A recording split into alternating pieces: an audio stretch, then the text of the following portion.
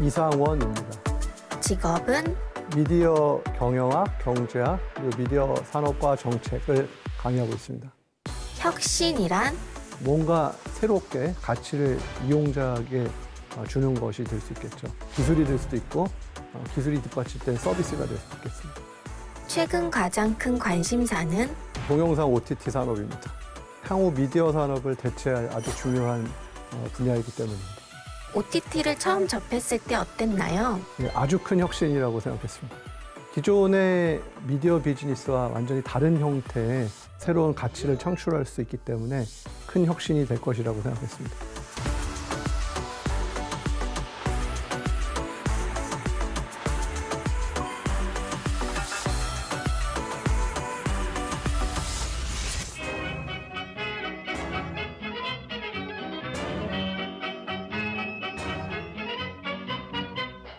오빠는 풍각쟁이야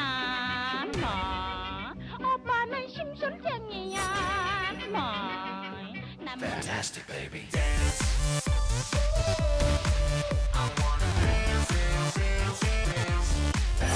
baby.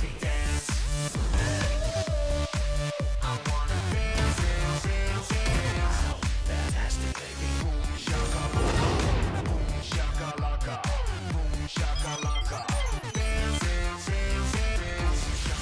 예, 혹시 본방사수하는 방송물이 있으신 분 계신가요? 저는 없어요. 저는 EBR 봅니다. 뭘 통해서 요즘 영상 콘텐츠를 즐기시는가요? 웨이브. 아직까지는 IP 텔레비전하고 그다음에 OTT를 통해서도 이제 영상을 보기 시작하고 있는데요. 아마 곧 본방사수를 계속 하게 되기는 쉽지 않을 것 같다 이런 생각이 듭니다. 네, IP 텔레비전은 기존의 유료 방송의 하나라고 저희가 볼 수 있죠. 집에서 예를 들어서 뭐 셋탑박스라든지 이런 것을 연결해서 다양한 채널을 보고 그다음에 VOD도 보고 이런 것이 IP 텔레비전의 예다 이렇게 볼 수 있습니다. 하지만 OTT는 좀 더 다양한 기기에서 작동하죠. 예를 들면은 스마트폰이라든지 태블릿 같은 데서도 작동을 할 수 있고 인터넷을 통해서 방송 영상 콘텐츠를 이용하는 것이라고 볼 수 있습니다.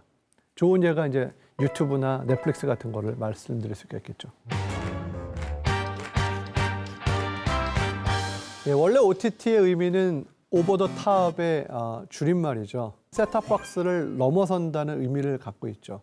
셋탑박스를 통해서 케이블이나 위성방송을 제공을 하는 것이 이제 인터넷을 통해서 미디어 콘텐츠를 더 잘 제공을 하게 된다 이런 뜻이라고 볼 수 있죠. 동영상 OTT가 최근에 많이 성장하고 있는데 넷플릭스의 그 최고 경영자인 리드 헤이스팅스는 이제 이런 말을 했죠. 앞으로 10년 또는 20년 뒤에 사람들은 리니어 채널이 있었다는 사실에 매우 놀랄 거다. TV 방송 시대는 2030년까지만 지속될 것이다. 그러니까 리니어라는 말은 순차적이라는 뜻이죠. TV 방송국이 편성해 놓은 그 시간표에 따라서 콘텐츠가 제공되는 것이고 그래서 순차적으로 시청을 하는 것을 말합니다. 하지만 이제 OTT에 가입을 하게 되면 우리는 원하는 시간에 원하는 만큼 서비스를 누릴 수가 있게 되는 것이죠. 내가 제일 잘 나가 그러면 넷플릭스와 같은 OTT 서비스 사업자는 미국에서 어떤 과정을 거쳐서 빠르게 시장에서 성장했을까요? 미국은 2008년에 그 리먼 사태가 벌어진 후에 가정들이 경제적인 어려움을 좀 겪었습니다. 그때 가장 먼저 줄이는 것을 검토하기 시작한 것이 이제 유료 방송이라고 볼 수 있죠. 케이블 텔레비전이나 IP 텔레비전의 가격이 평균적으로 약 8만 원 정도 했었죠. 넷플릭스 서비스를 가입을 하게 되면은 13,000원 내지 15,000원 정도면 넷플릭스 서비스를 이용할 수 있었죠. 그러면서 케이블이나 IP 텔레비전 서비스를 해지하는 행위, 이것을 우리는 코드 커팅이라고 불렀습니다. 이러한 코드 커팅의 최근 추세를 살펴보면 미국 내 넷플릭스 서비스 가입자 수는 케이블 TV 가입자 수를 이미 2017년에 추월한 것으로 나타났습니다. 이러한 추세가 계속된다면 넷플릭스의 가입자 수가 2024년까지 미국의 주요 케이블 사업자의 가입자 수의 거의 2배에 도달하는 가입자 수를 확보하게 된다는 추정이 현재 존재합니다. 다른 나라에서는 동일하게 그런 현상을 보이고 있을까라는 질문을 저희는 던질 수가 있습니다. 글로벌 데이터를 보면 유료 방송 수신료 매출을 봤을 때 전 세계 평균적으로는 동영상 OTT 서비스가 아직 초기이기 때문에 대체제라기보다는 보완제에 가까운 것으로 볼 수가 있습니다. 특히 국내에서는 유료 방송 가격이 아직 낮은 수준이고 미국과 같이 빠르게 코드 커팅이 일어나기는 조금 어려운 구조이기도 합니다. 예를 들면 결합 상품 같은 것이 존재하기 때문이죠. 현재로서는 중요한 것은 유료 방송과 OTT 서비스의 시장을 모니터링할 필요가 있는 단계다, 이렇게 볼 수가 있습니다. 자, 그렇다면 동영상 OTT 서비스는 어떤 유형이 있을까요? AVOD 서비스는 Advertising Video on Demand죠. 좋은 예로 유튜브나 페이스북 또는 네이버 TV 같은 서비스를 예를 들 수 있습니다. 유튜브는 어떻게 돈을 벌까요? 광고에서. 예, 광고를 통해서 돈을 법니다. 거래형은 저희가 쉽게 얘기하면 영화 한 편 보면 그 한 편에 대해서 돈을 지불하게 되는 것이죠. 좋은 예가 유료 방송 사업자의 이제 단품 구매 서비스죠. 가입형은 월 정액 요금이 주요 수익 모델입니다. 즉, 한 달에 정액을 내고 OTT를 무제한 이용할 수도 있는 것이 가입형입니다. OTT 서비스 중에서 가장 시장 전망이 좋은 서비스입니다. 성장률도 TVOD에 비해서 현재 2배 이상으로 알려져 있습니다. 그리고 현재 우리가 사용하고 있는 OTT라고 불리는 이런 서비스들은 대부분 가입형이죠. 예를 들면 넷플릭스라든지 웨이브라든지 또는 티빙이라든지 이런 서비스를 우리가 보통 얘기합니다. 넷플릭스의 경우는 자신들의 1년 매출액 중에서 거의 70% 또는 80%를 콘텐츠 제작에 쏟아붓고 있습니다. 넷플릭스가 가입형이기 때문이죠.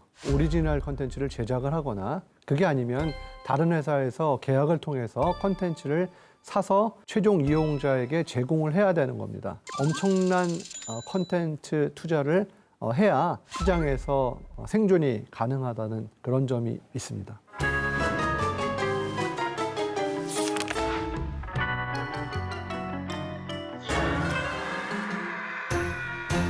근데 교수님, 넷플릭스는 이렇게 돈이 많이 드는 콘텐츠 제작을 왜 시작하게 됐어요? 넷플릭스가 처음에 플랫폼 사업자였죠. 플랫폼 사업자이다 보니 다른 그 콘텐츠 사업자하고 다양한 계약을 맺었습니다. 근데 콘텐츠 사업자들이 계속해서 콘텐츠 비용을 더 올려달라고 했죠.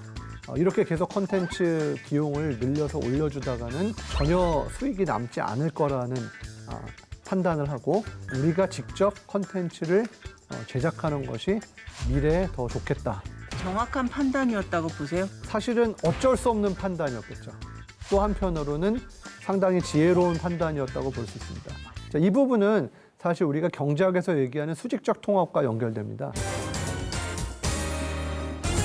제조업체가 유통업체를 함께 경영하는 것 또는 유통업체가 제조업체를 함께 경영하는 것인데 넷플릭스 같은 경우에는 사실 유통업체인 경우인데 유통업체가 결국 제조까지 하게 된 것이죠. 즉 미디어 산업에서는 유통과 콘텐츠 제작을 함께 하게 된 것이죠.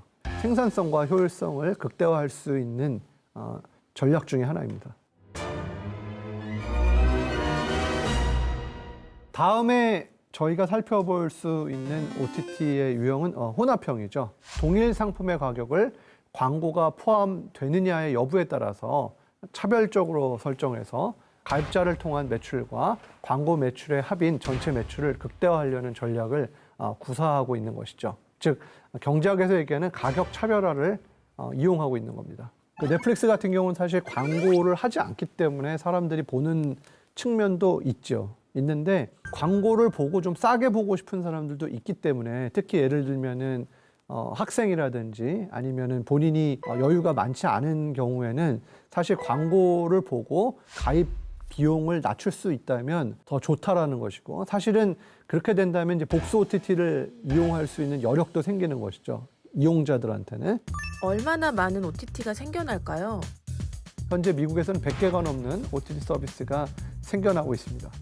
이용자들한테는 신세계가 펼쳐지는 건가요? 다양한 콘텐츠를 OTT를 통해서 접한다는 좋은 점이 있겠죠.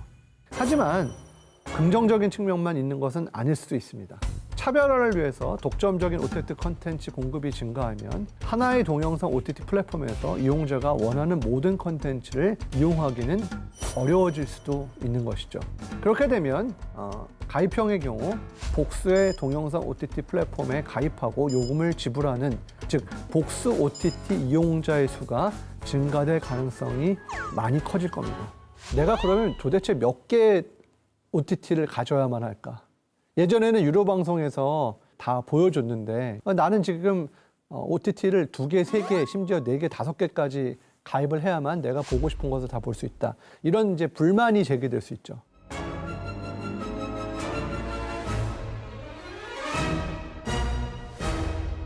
넷플릭스 때문에 국내 사업자가 살아남지 못할 것이다. 이렇게 얘기를 하지만 사실 국내 컨텐츠를 선호하는 이용자가 대부분이기 때문에 이용자가 복수 OTT를 이용하기 시작하면 넷플릭스 외에도 우리는 국내 OTT를 사용할 가능성이 충분히 있다라는 것이죠. 이제 그렇기 때문에 국내 OTT도 사실 설 자리가 없지는 않다. 그런 측면에서 복수 OTT 이용자도 굉장히 중요하고 그 복수 OTT 이용자를 어떻게 만족시키고 그 다음에 이제 비즈니스 측면에서는 다양한 창의적인 하이브리드 비즈니스 모델을 이용하고 이런 것들도 이제 중요하다는 말씀을 제가 드리고 싶습니다. 오늘의 한 줄 리뷰는 OTT, 창의적인 하이브리드 비즈니스 모델로 미래를 준비하라.